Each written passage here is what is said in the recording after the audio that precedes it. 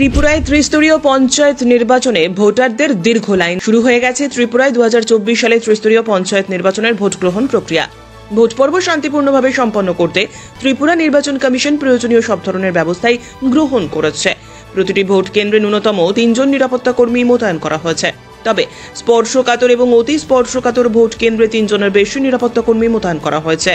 ত্রিপুরার 35টি ব্লকে মোট ভোট গ্রহণ কেন্দ্র রয়েছে 2219টি।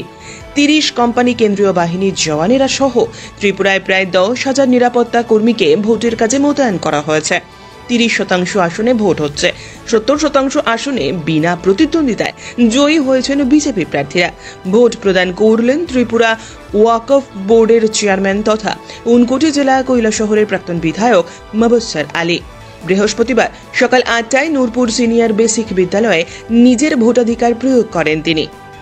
পঞ্চায়েত নির্বাচনে বৃহস্পতিবার সকাল থেকেই উৎসবের মেজাজে ভোটদান প্রক্রিয়া শুরু হয়ে গেছে এবং ভোট দিচ্ছেন ভোটারেরা। নিজেদের ত্রিপুরায় গণতান্ত্রিক পদ্ধতিতে ত্রিস্তর পঞ্চায়েত নির্বাচন হচ্ছে, তো আমরা উৎসবের মেজাজে এখানে ভোট সংগঠিত হচ্ছে। আমরা সবাই মিলে মানুষ ভোট দেওয়ার জন্য এসেছেন। আমি ইতিমধ্যে আমার ভোটের গণতান্ত্রিক অধিকার প্রয়োগ করেছি এবং প্রত্যাশা রাখছি যেখানে ভোট দিয়েছে এটা দীর্ঘ 25 বছর যাবৎ কংগ্রেস পরিচালিত পঞ্চায়েত, যে উন্নয়নমূলক কাজ এই এলাকার মধ্যে হওয়ার কথা সেই উন্নয়নমূলক কাজ হয়নি। আমি অনুরোধ করব এই পঞ্চায়েত সমস্ত পঞ্চায়েতের যারা ভোটাররা রয়েছেন ত্রিস্তরে গ্রাম পঞ্চায়েত, পঞ্চায়েত সমিতি এবং জেলা পরিষদে ভারতীয় জনতা পার্টির প্রার্থীদের ভোট দিয়ে তারা যাতে জয়যুক্ত করেন এবং রাজ্য, দেশ এবং এলাকার উন্নয়নের স্বার্থে তাদেরকে ভারতীয় জনতা পার্টির প্রার্থীদের বিপুল ভোটে জয়ী করার আহ্বান জানাচ্ছি। সকাল থেকে এখন পর্যন্ত পরিস্থিতি কেমন হয়েছে? প্রায় তো ঘন্টাখানেক হলো। এখন পর্যন্ত আমার কাছে যা খবর আছে মোটামুটি সব ঠিকঠাকই আছে। আমাদের গণনগর ব্লকের সবগুলো আসন নির্বাচন হচ্ছে এবং ঠিকঠাকই আছে। মানুষ প্রস্তুতি নিচ্ছেন উৎসবের মেজাজে ভোট দেওয়ার জন্য এবং আমরা আশাবাদী যে এখানে মানুষ উন্নয়নের পক্ষেই ভোট দেবেন। গৌরনগর ব্লক এলাকায় যে 20টি গ্রাম পঞ্চায়েত রয়েছে কেমন আশা করতে পারেন? গৌরনগর ব্লক এলাকার মধ্যে যে 20টি পঞ্চায়েত রয়েছে 2019-এর নির্বাচনে আমরা 9টিতে জিতেছিলাম, কংগ্রেস 10টিতে এবং একটাতে ত্রিশঙ্ক হয়েছিল। এবছর আমরা আশা করছি অন্তত 17টা পঞ্চায়েত, আমরা 17 থেকে 18টা পঞ্চায়েত আমরা পাবো। পুরুষদের পাশাপাশি মহিলাদের ভোটদানে কি বলবেন?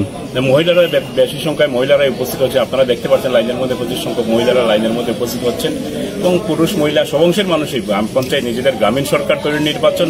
আমার বিশ্বাস যে প্রত্যেকটা মানুষই আসবেন এবং তাদের ভোটাধিকার প্রয়োগ করবেন, ভোটের অধিকার প্রয়োগ করবেন। আপনি নিজে এই মাত্র বললেন যে এই নূরপুর গ্রাম পঞ্চায়েত 25 বছর ধরে কংগ্রেস দলের অধীনে রয়েছে, মূলত কোন বিষয়গুলি তাগিদে মানুষ বিজেপিকে ভোট দেবে? দেখুন, এখানের মধ্যে সরকারি যে আবাসনগুলো হচ্ছে, প্রধানমন্ত্রী আবাসন যোজনা যেটা PMAY, যেটা তো প্রধানমন্ত্রী আবাস যোজনার ক্ষেত্রে এখানে দেখেছে বিভিন্ন ক্ষেত্রে স্বজন পোষণ যেমন হয়েছে তেমনি এখানে বিভিন্ন জায়গাতে মানুষ অভিযোগ করছেন যে এখানে মানুষের কাছে কমিশন এগুলো না হচ্ছে। দ্বিতীয় বিষয় যেটা হচ্ছে যে ডেভেলপ, এই পঞ্চায়েত দুবার মডেল ভিলেজ হয়েছিল কিন্তু সেই নিরিখে কোনো মডেল ডেভেলপমেন্ট এই পঞ্চায়েতের মধ্যে হয়নি। তো আমরা এবার প্রতিশ্রুতি দিয়েছি, মানুষকে বলেছি যে আমাদের পঞ্চায়েত যদি হয় 25 বছর দেখেছেন, 5 বছরের জন্য পঞ্চায়েত দেখুন আপনারা। আমরা এখানের মধ্যে আমরা 25 বছরের চাই যদি 5 বছরের বেশি ডেভেলপমেন্ট কাজ না করতে পারতে পরের নির্বাচনে ওরা পাল্টে দিতে পারবেন। এই অধিকার তো গণতান্ত্রিক পদ্ধতিতে আপনাদের রয়েছে।